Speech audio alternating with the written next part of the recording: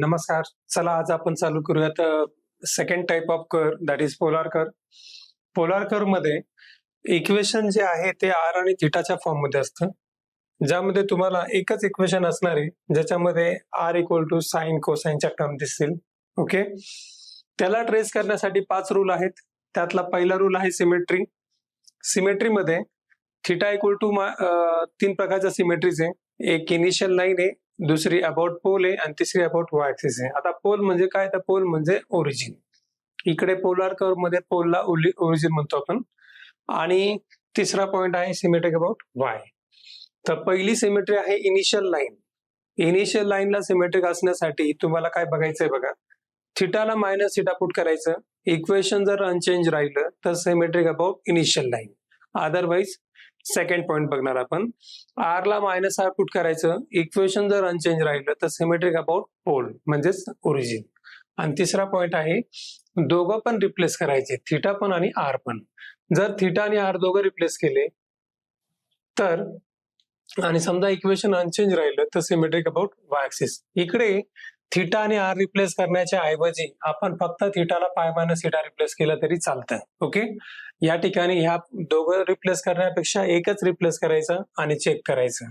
अशा प्रकारे इथे ऑर आहे, either theta minus theta put करा, आर मायनस आर पुट करा, किंवा theta equal to pi minus theta put करा.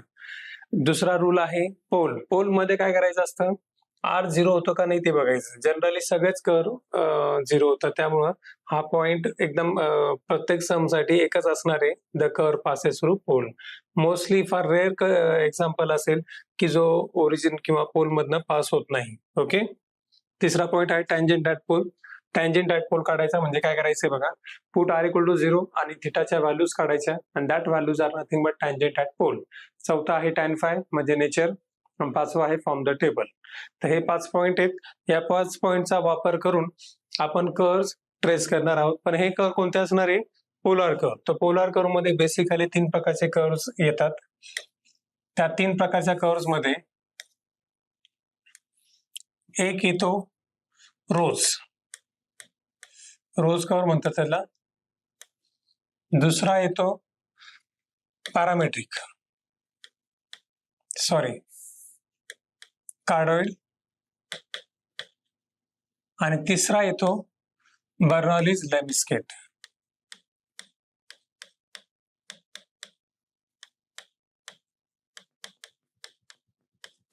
तर यामध्ये रोज कर्व हे जनरली 4 ते 5 आहेत. एक r equal to a cos 2 theta किंवा 3 थिटा. दुसरा आहे आर इक्वल टू किंवा 5 थिटा. हल्ली मागच्या वर्षी 5 थिटा पण, म्हणजे जनरली इथे 5 थिटा पण येऊ शकतो कदाचित. 2 theta 5 theta. R equal to a sine 2 theta 3 theta 5 theta, म्हणजे असे 6 सम येते. ठीक आहे, मे बी 2 थिटा येईल, 3 थिटा येईल किंवा 5 थिटा येईल. हे झाले रोज कर्व्स. त्यानंतर कार्डॉइड आहेत. कार्डॉइड आपले 4 आहेत. एक r equal to a 1 plus minus a 1 plus minus cos theta किंवा 1 प्लस मायनस साइन थिटा.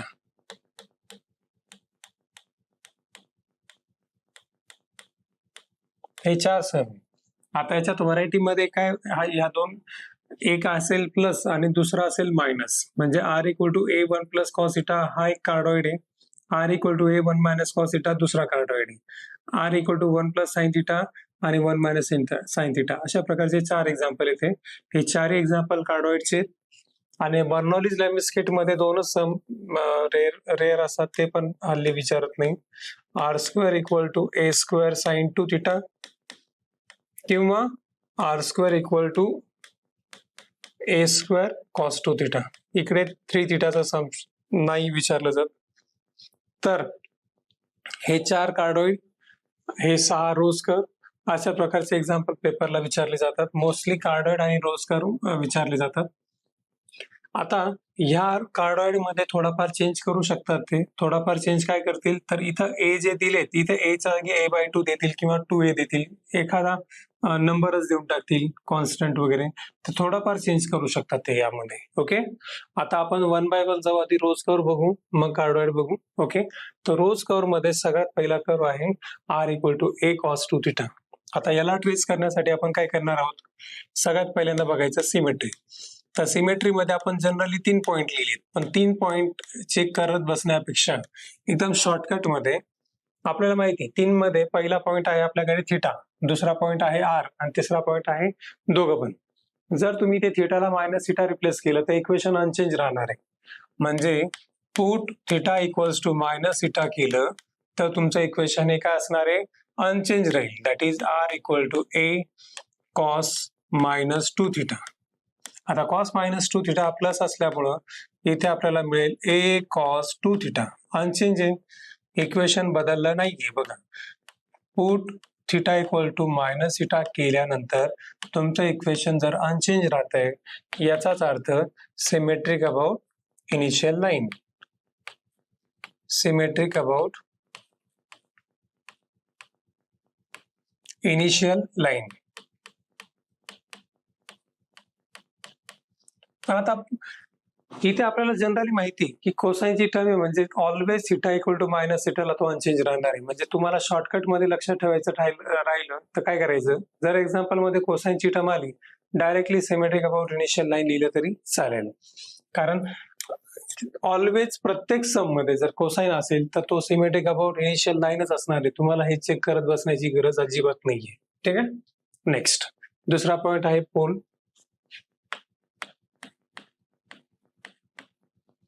आता पोल या पॉइंट मध्ये आपण डायरेक्टली काय बघतो की हा r कधी ना कधी 0 होऊ शकतो का, तर हो होऊ शकतो.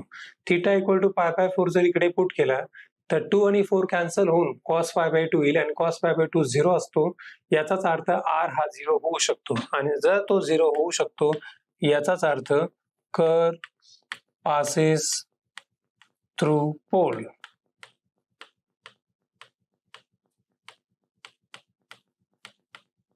हे स्टेटमेंट लिहिण्याचं कारण हे की तुम्हाला चेक करायचं असतं r कधी 0 होऊ शकतो का.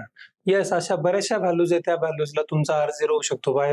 π/4 जर पुट केला तर cos 2π/4 बिकम cos π/2. cos π/2 0 असल्या कारणाने r हा 0 होणार आहे, म्हणून कर्व पासेस थ्रू पोल लिहिलं, अदरवाइज नॉट म्हणतो. पण जनरली कोणताच रोज कर्व किंवा कोणताच कार्डॉइड हा पासेस डज नॉट पासेस, थोडक्यात ओरिजिन मधून पास होत नाही असं नाही. म्हणजे प्रत्येक कर्व हा ओरिजिन किंवा पोल मधनं पास होतच होतो. Okay.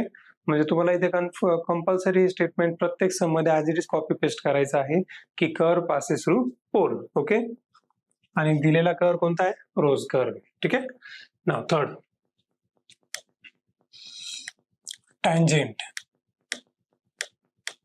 Tangent at pole. Tangent at pole काढण्यासाठी आपण काय करतो, पुट करतो.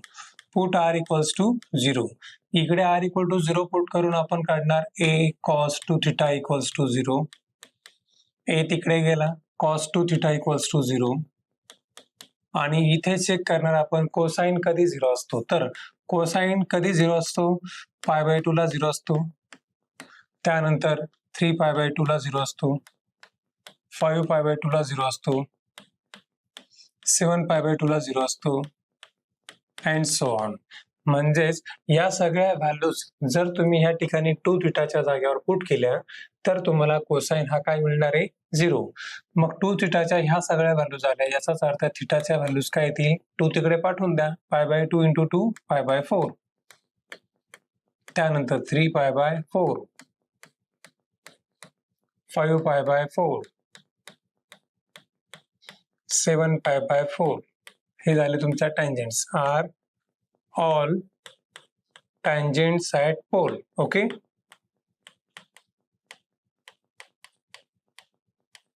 त्यानंतर आता चौथा पॉइंट आहे nature. Fourth point find out करणार आपण tan phi. मग tan phi काढण्यासाठी आपण फॉर्म्युला वापरतो r upon dr upon d theta. इथे व्हॅल्यू पुट करूयात. r ची व्हॅल्यू आहे a cos 2 थिटा आणि डेरिव्हेटिव्ह याचा बघा a तसाच, derivative of cos is minus sine, derivative of cos is minus sine and the derivative of 2 theta is 2. a cancel, -1/2 पुढे cos upon sine is cot. ते झालं तुमचा nature of tangent. Okay, त्यानंतर table आणि figure. आता आपण इकडे table आणि फिगर सोबत काढूयात.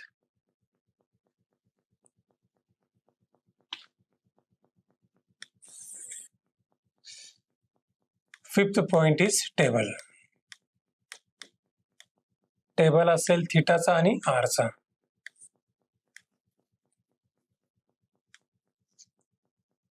आता थिटाच्या व्हॅल्यूज कोणत्या घ्यायच्या हे कशावर ठरेल तर बघायचं. सगळ्यात पहिला व्हॅल्यू कोणती आली तुमची टँजेंटची, π/4. म्हणजे डिफरन्स हा π/4 आला पाहिजे 0 पासून. तर तुम्ही इकडे जर स्टार्ट केलं तर या ठिकाणी थिटा 0 असतो, इथे थिटा π/2 असतो, हे माहिती आहे सगळ्यांना. ठीक आहे. आता इथे प्रत्येक क्वाड्रंट एकूण 4 क्वाड्रंट आहे. तर 4 क्वाड्रंट मध्ये आपण जर पाहिलं कोएफिशियंट ऑफ थिटा या ठिकाणी 2 असल्या कारणाने प्रत्येक क्वाड्रंटचे आपण 2 तुकडे करणार. इथे 4 क्वाड्रंट आहे, या क्वाड्रंटचे जर 2 तुकडे करायचे, याचे 2 तुकडे करायचे, याचे 2 तुकडे करायचे, तर तुम्ही मध्ये सिम्पली 2-2 लाईन, एक लाईन ड्रॉ करणार. ठीक आहे. 1 आणि 2 झाले. आता बघा प्रत्येक क्वाड्रंटचे 4 तुकडे, आपले 2 तुकडे झाले. 1 2 1 2. ओके. इथे मी एक लाईन ड्रॉ करण्याचं कारण हे की मला cos 2 थिटाची टर्म आहे. मग cos 2 थिटाची टर्म असल्यामुळे मला इथे प्रत्येक क्वाड्रंटचे 2 तुकडे पाहिजे, म्हणून मी तिथे एक लाईन ड्रॉ केली. आता इथे थिटा इक्वल टू 0 येते, इथे थिटा इक्वल टू काय असायला पाहिजे, π/4. π/4 म्हणजेच 45. इकडे थिटा इक्वल टू 2π/4. 2π/4 म्हणजे π/2. इकडे थिटा इक्वल्स टू 3π/4. इकडे थिटा इक्वल्स टू 4π/4. 4π/4 म्हणजेच पाय. इकडे थिटा इक्वल्स टू 5π/4 आणि इकडे थिटा इक्वल्स टू 6π/4. 6π/4 म्हणजेच 3π/2 आणि इकडे थिटा इक्वल्स टू 7π/4. 7π/4 सॉरी. हे अँगल गेस करणं फार सोपं आहे. बघा पहिला अँगल आला की दुसरा काय घ्यायचा, 1 वाढवायचा. इथे पाय, इकडे 2π घ्यायचा, मग 3π, मग 4π, 5π, 6π, 7π. ठीक आहे. आणि ते सिम्प्लिफाय केलेले फॉर्म लिहिले मी या ठिकाणी. आता इथे मी ह्या सगळ्या व्हॅल्यूज पुटअप करून देतोय आणि व्हॅल्यूज काढतो. ठीक आहे. 0, π/4, π/2, देन 3π/4, देन पाय, 5π/4, 3π/2, then 7π/4, फिनिश्ड. तर ह्या सगळ्या व्हॅल्यूज आपण इथे फाइंड आउट करतोय. ठीक आहे. आता आपल्याला इथे सगळ्या व्हॅल्यूज काढत बसायचं आहे का, नाही. मिनिमम 4 व्हॅल्यूज काढायच्या आणि बाकीच्या रिपीट करायच्या. पहिली व्हॅल्यू बघा. आता फर्स्ट व्हॅल्यू इथे मी थिटा इक्वल टू 0 पुट केला तर cos 0 1 असल्यामुळे r इक्वल टू a मिळेल आपल्याला. ठीक आहे. तर इथे आपण इक्वेशन बघा, r equal to a cos 2 theta आहे, बरोबर. इथे जर मी थिटाच्या जागेवर पहिली व्हॅल्यू 0 पुट केली तर आपल्याला इकडे मिळेल cos 0 1 a इंटू 1 a. पहिलीच व्हॅल्यू आली a. दुसरी व्हॅल्यू घ्या π/4. इथे जर मी π/4 पुट केला तर 2 आणि π/4 यातला 4 आणि 2 कॅन्सल होईल. इथे शिल्लक राहील cos π/2. cos π/2 0 असल्या कारणाने दुसरी व्हॅल्यू काय येणार आहे, 0. तिसरी आहे π/2. इथे जर π/2 पुट केला तर हा 2 आणि तो 2 कॅन्सल होईल. इथे फक्त राहील cos π. cos π -1 असतो, म्हणजेच तुम्हाला इकडे -1 इंटू a -a मिळणार. ओके. Next value cos 3π/4. आता 3π/4 मधला 2 4 कॅन्सल, cos 3π/2 0 असल्या कारणाने इथे मिळेल तुम्हाला 0. पॅटर्न बघून घ्या, a0 -a0. याचाच अर्थ इकडे सुद्धा तुम्हाला मिळेल a0 -a0. संपला. ओके. 4च व्हॅल्यूज काढायच्या आहेत. आता ह्या 4 व्हॅल्यूज आल्यानंतर जिथे जिथे तुम्हाला a मायनस ए दिसतोय तिथे तिथे लूप टाका. ओके, तर 0 ला a आहे, मग ह्या ठिकाणी आपण लूप टाकणार. त्यानंतर π/4 ला मायनस ए, π/2 चा मायनस ए एक्झॅक्टली इथे न घेता याच्या अपोजिट क्वाड्रंटला घ्यायचा, रिफ्लेक्ट करतो तो अपोजिट साइडला. त्यानंतर पाय साठी ए इकडे, आणि नंतर लास्ट आहे 3π/2. 3π/2 चा मायनस हा अपोजिटला जातो, अपोजिट म्हणजे वरच्या साइडला. हे झाले तुमचं.